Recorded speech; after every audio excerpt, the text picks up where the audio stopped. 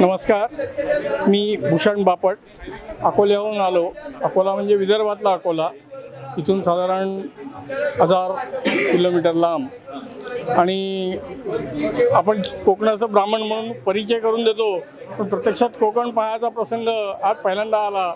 आणि बापट कुल संमेलनाच्या निमित्ताने या संमेलनात येण्याची संधी मला मिळाली. त्याबद्दल बापट परिवारातर्फे मी खूप हार्दिक धन्यवाद मानतो. मी अकोल्याला वाचन हे पुस्तकांचा व्यवसाय करतोय. त्याआधी काही वर्ष नोकरी केली, पुण्यात राहत होतो.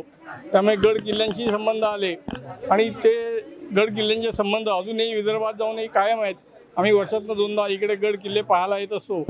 आणि या आजच्या बापट कुल संमेलनाच्या निमित्ताने 2 वर्षापूर्वी पुण्यात जे संमेलन झालं त्याला पहिल्यांदा मी आलो होतो. आणि ते सगळं एकंदर वातावरण, सगळ्यांची भेटण्याची उत्सुकता आणि आपल्या बंधूंची एकंदर प्रेम पाहून मला वाटलं की यापुढे आपण दर 2 वर्षांनी होणारं संमेलन हे आपण नक्की उपस्थित राहिलो पाहिजे. आणि असं कळतं आहे की पुढलं संमेलन हे विदर्भात होणार आहे.